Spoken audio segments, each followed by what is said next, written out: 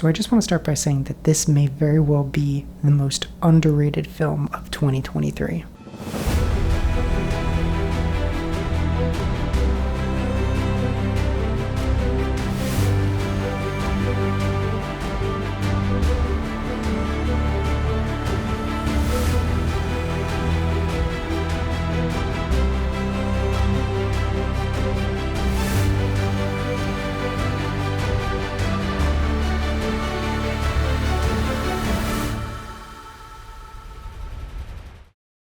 Welcome to Do I Smell Like Popcorn, a film review series. I am Sean Dorona, your host, and today we're going to be talking about the film The Flash. Came out this year in 2023, directed by Andy Muschietti. It's definitely worth talking about. So let's dive in, shall we? This film did something that I think all really good action movies do, and that's it took a larger-than-life situation and it made it feel personal. And this film does this very, very well. Barry is heart-bent on bringing back his mother and saving her life, even if it means going back in time and changing the entire world. This film does a lot more than just make us care about the situation. I grew up with certain versions of The Flash. The one that I grew up with was actually the animated Justice League and Justice League Unlimited version of him. There was an episode of Smallville that kind of showed a version of Barry Allen. I think this movie does a really good job of making us care about this Barry Allen in particular. One of the coolest things about this film is that it showed how smart Barry Allen is and the amount that he can actually do with his superpower. Because you think, somebody can run really fast or move really fast, like that's really cool, but maybe it's limiting. But this film actually showed all of the possibilities, if you were smart enough, if you had the creativity to think about it, of what that power can really do. So things I did not like about this film. With a high budget movie like this, the CGI was kind of all over the place. There was certain moments where things looked really, really good and what you'd expect from a film of this level, and there were other times where the CG just looked wrong or unfinished. Michael Keaton's cameo, there were times where it was really awesome, and there were other times where they kind of made things a little bit hokey. Before I get into the nitty-gritty of scoring this film, I'm going to kind of explain my method. So I'm going to judge this film on its visuals. I'm going to judge it on its writing. I'm going to judge it on the performances given in this film. I'm going to talk about the editing of the film and how well that comes together. I'm going to talk about the creativity of the film. And most importantly, and I think, in past reviews, I haven't talked about this, but I think it's a very important factor, is just how entertaining was this film? How much did I enjoy it? All of those are going to be on a scale from 1 to 5. I'm going to do a little bit of math, and at the end, we're going to come out with a number that is out of 10. All right, now this is the part where I'm going to warn you that I will be talking about spoilers and getting into nitty-gritty. So if you just want my opinion, I'm just going to say this movie was very, very good, and you should go see it. It's not perfect.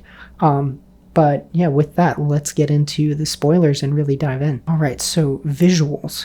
As I said, some of the CGI was hit or miss, but what really stuck out to me in this film was the look of the film. It was very, very different from what Zack Snyder did in Man of Steel. And what's interesting about that is in this film, you do see scenes from that film from the perspective of Barry in certain flashbacks and certain times where he goes back in time to that time period, and you can see the difference in the look. I think Zack Snyder's style was very pretty, but this film, the way they lit the scenes, the way they shot it, it just looked so organic. It looked so real. They didn't make everything look perfect. Like, it still looked very pretty, but there was mixed colored lighting.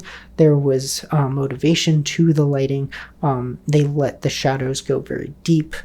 They didn't make everything look absolutely perfect all the time. Now, the cinematography wasn't the best that I've ever seen, so even though it was good, I am still going to give it a 4 out of 5 as far as visuals go. Now, performances. I know we definitely want to talk about this. Ezra portrayed this character, and honestly, he was a very, standout performance in this film. Played two characters, two versions of himself, one in the present and one of him in the past. But what was interesting about this was in the past version of himself, he was a version of Barry that didn't have the same pain. He grew up differently. He grew up with a mother, and this made him a very different kind of person.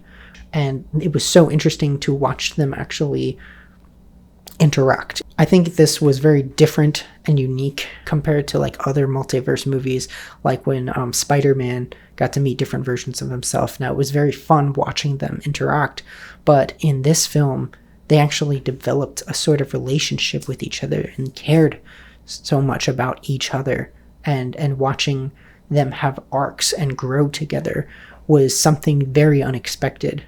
I definitely want to talk about Sasha Calle.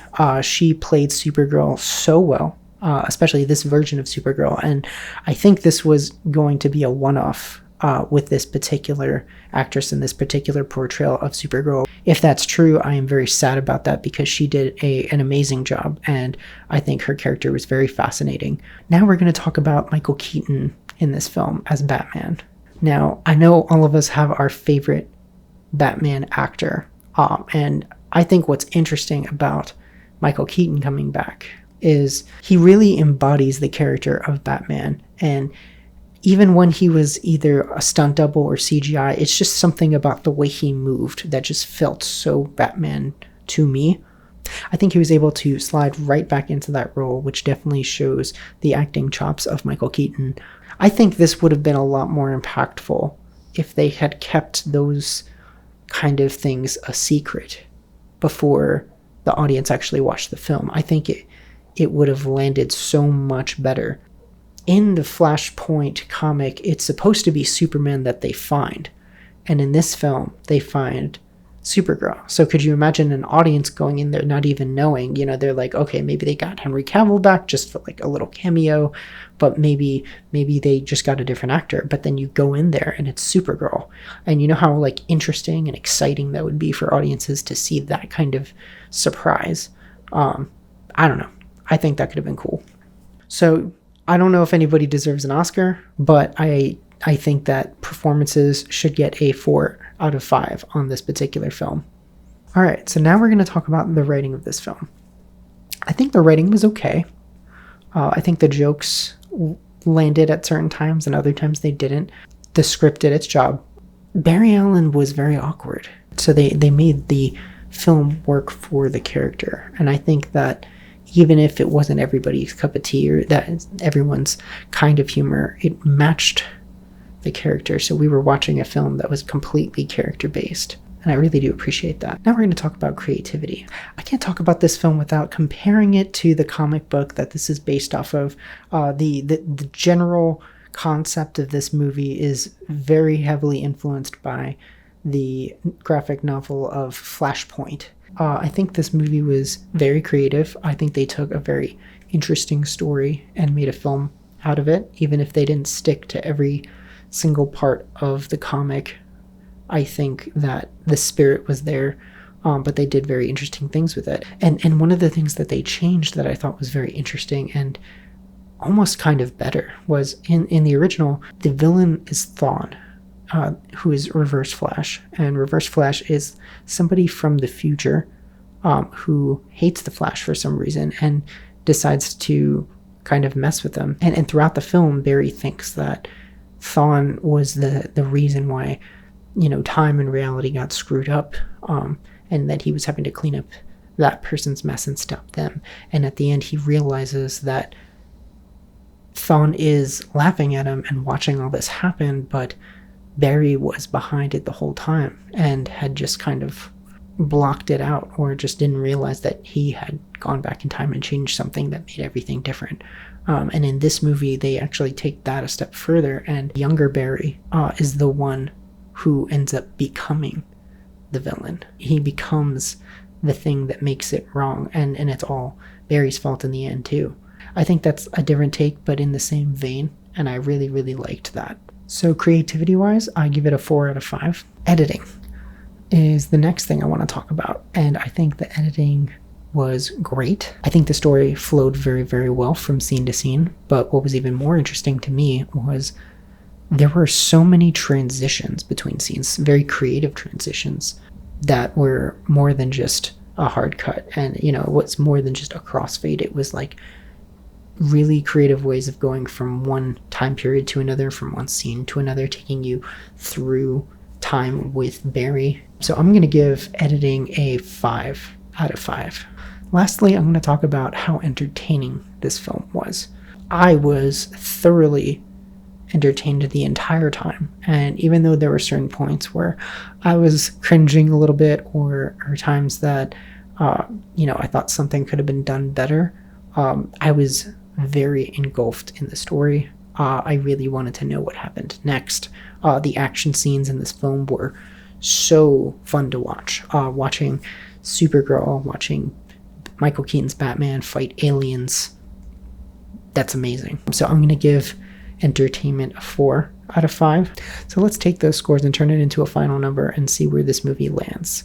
So I'm giving The Flash an 8 out of 10 based on the scores I gave each of those individual categories.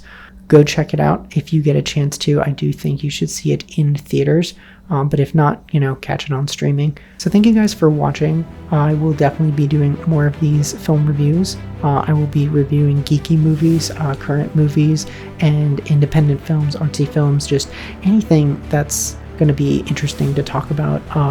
And I would love to hear from you. So if there are any films that you would like to see me review, there's a lot of movies I haven't seen, so I would love to watch them and then tell you what I think about them and break them down. Please hit that like button and subscribe if you aren't already. And with that, I will see you guys in the next one. Bye.